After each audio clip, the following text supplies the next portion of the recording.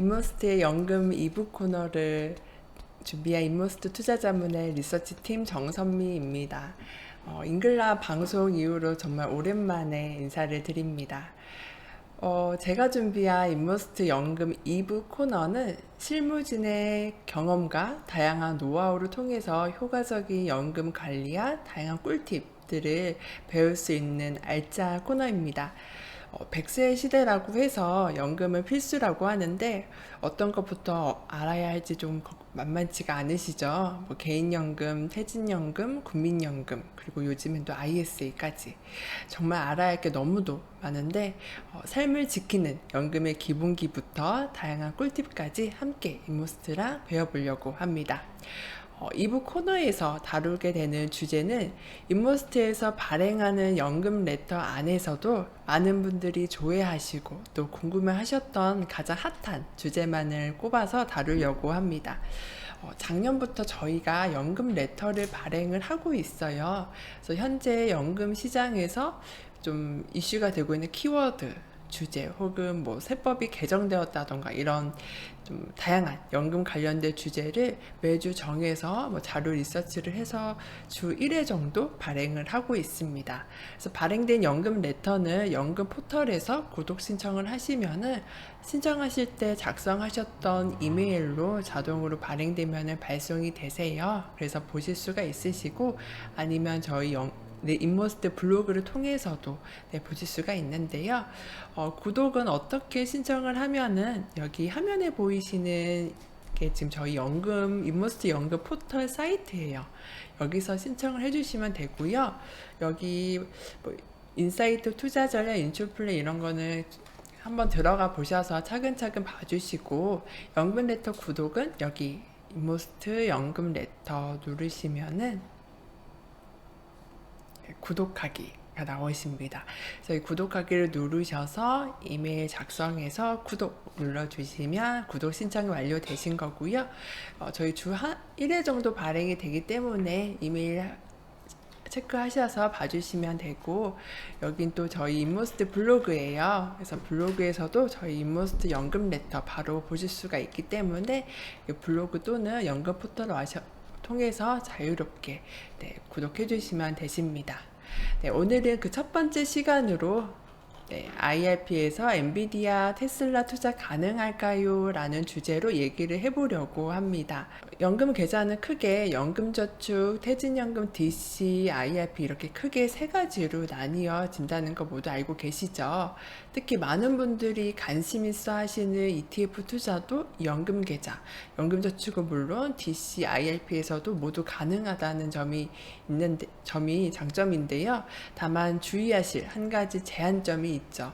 모든 금융회사에서 투자가 안 된다는 점입니다. ETF는 마치 주식처럼 실시간 거래가 가능하기 때문에 증권사에서 가입되어 있는 연금 계좌에서만 ETF 실시간 매매가 가능하고요. 은행이라던가 보험사에서 가입되어 있는 연금 계좌는 ETF 실시간 매매가 좀 어렵습니다.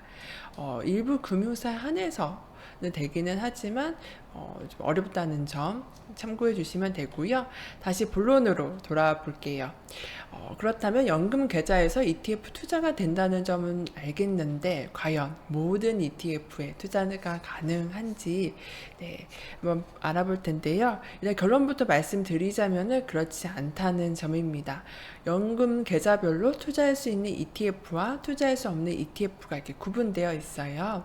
그래서 개인연금 같은 경우에는 ETF 펀드 투자는 가능하지만 이렇게 레버리지 인버스 투자는 안 되고 퇴직연금 DC, IRP도 레버리지 인버스 투자는 안 되는 건 물론이고 선물 투자 ETF도 안 됩니다. 좀 더 자세히 알아볼까요? 연금저축과 IRP는 기본적으로 노후 준비를 위한 연금 계좌이기 때문에 안정성이 무척이나 중요하죠.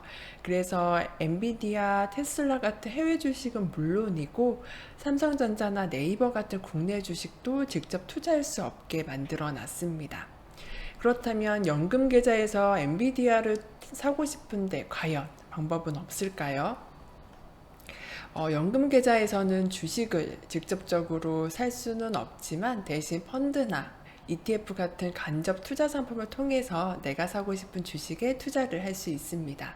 다만 ETF라고 해서 아까 말씀드린 것처럼 모든 ETF에 투자는 할 수 없고요. ETF도 국내 시장에 상장된 ETF에만 투자를 할 수가 있어요. 그래서 미국을 포함해 해외에 상장된 뭐 나스닥 100을 추정하는 QQQ라던가 이런 ETF는 살 수가 없고요. 또 국내 ETF라고 하더라도 변동성이 큰 아까 보셨던 레버리지 인버스 ETF 역시 투자가 어렵습니다. 그렇다면은 해외 투자할 수 있는 방법이 전혀 없는 걸까요? 그렇진 또 않고요. 국내에 상장된 ETF라고 하더라도 예전에는 뭐 QQQ와 같이 나스닥 100이라든가 이런 해외 지수를 추정하는 ETF만 있었다면 요즘에는 업종 그리고 다양한 테마 ETF들도 가득하기 때문에 국내에 상장된 ETF를 통해서도 충분히 해외에 투자할 수 있는 유사한 효과를 내실 수가 있어요.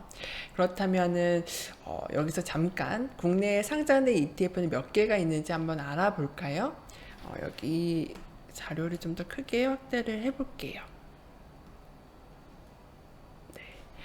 보이시는 자료는 2024년 2월 기준 국내 상장된 ETF에 관련된 자료인데요.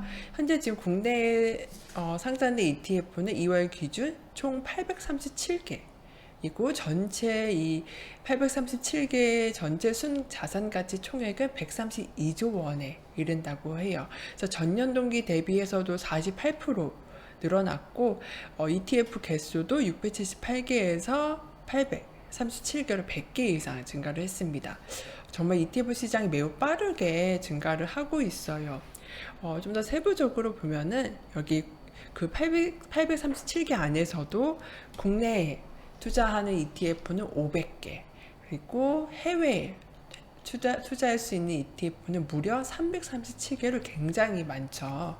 그래서 ETF 시장 초기에는 코스피 200이라던가 뭐 S&P 500과 같이 좀 시장 대표 지수를 추정하는 ETF에만 좀 집중이 되어 있다면 이제는 다양한 산업 그리고 해외 투자에도 관심이 많아진 국내 투자자분들을 위해서 다양한 업종 섹터 ETF뿐만 아니라 또 최근에는 테마 ETF라고 하죠. 뭐 금융이라던가 헬스케어 이런 아직 정식 산업 분류 체계에는 진입은 못했지만 화학 기업이나 소형 배터리 기업들이 자동차 산업의 변화에 따라서 2차 전지 기업으로 발전한 것처럼 기존의 다양한 산업들이 융합하며 새롭게 탄생한 테마 산업들에 투자하는 테마 ETF들이 다양해지고 있기 때문에 국내에 상장된 ETF 통해서도 충분히 해외 투자 니즈를 채워주고 있습니다. 그래서 2차 전지, 뭐 AI, 우주 테크 등 이렇게 새로운 산업에 투자를 한다거나 뭐 테슬라 관련된 이런 밸류체인 기업들, 이런 특정 그런 섹터나 특정 기업 관련 투자를 하고 싶을 때, 혹은 또 2차 전지, 뭐 소부장, 반도체, 소부장, 국내 조선 이런 같이 특정 부분을 집중 투자하고 싶을 때 이렇게 다양한 테마 ETF를 통해서 투자 니즈에 따라서 골라서만 투자를 하면 되세요. 예를 들어 보면 타이거 글로벌 AI 로보틱스 이런 ETF를 좀 보면은 내 연금 계좌에서 핫한 글로벌 AI 산업에 좀 투자를 하고 싶다 하시면 이런 ETF에 투자를 하시면 되시는데요. 세부 편입 종목을 보면은 AI 하드웨어 대표 주자죠. 미국 엔비디아부터 미국 수술용 로봇 제조 업체인 인투이티브 서지컬, 그리고 일본 공장 자동화 전문 기업인 키엔스까지. 네, 이런 ETF에 투자를 하셔서 해외 투자를 하시면 되시는데요. 마찬가지로 IRP에서도 이런 ETF에 투자가 가능하세요. 다만 IRP는 연금 저축처럼 이렇게 ETF에 투자는 할 수도 있지만 추가적으로 은행 예금 그리고 증권사의 뭐 ELB 같은 원리금 보장 상품, 뭐 실적 배당품 ETN에도 투자가 가능하다는 점이 좀 더 추가가 되어 있고요. 또 연금 저축에서도 아까 레버리지랑 인버스 투자가 안 된다고 말씀을 드렸는데 IRP에서도 추가적으로 선물이나 옵션에도 투자를 할 수가 없습니다. 좀 더 정확히 말씀을 드리면 파생상품 매매에 따른 위험자산 평가액이 집합투자기구 자산총액의 40%를 초과하는 상품에는 투자를 할 수가 없습니다. 간단히 말해서 ETF 이름에 선물이 들어가면 투자할 수 없다고 생각을 하시면 돼요. 예를 들면 뭐 KB스타 미국 장기국채 선물 이렇게 선물, 또 타이거 골드 선물 이렇게 선물이 들어가면 IRP에서는 투자가 안 되는구나 라고 생각을 해주시면 되세요. 다만 파생 상품이더라도 합성 ETF 같은 경우에는 연금저축도 뭐 IRP도 모두 투자가 가능한데요. IRP랑 연금저축이 크게 다른 점은 이것뿐만이 아니라 IRP에는 투자할 수 있는 상품의 비중이 다르다는 점이에요. 연금자산은 뭐 주식, 위험자산, 안전자산 구분 없이 투자가 다 가능한데 IRP에서는 계좌 적립금의 70%까지만 위험 자산에 투자를 할 수 있도록 제한이 되어 있어요. 그래서 나머지 30%는 무조건 채권, 예금 이렇게 안전 자산으로 채울 수가 있습니다. 그렇다면은 나머지 30%까지 활용을 해서 내 IRP 계좌 안에서 최대한 주식 비중을 좀 높일 수 있는 방법은 없는지 다음 이제 레터를 통해서 계속해서 설명을 드려볼게요.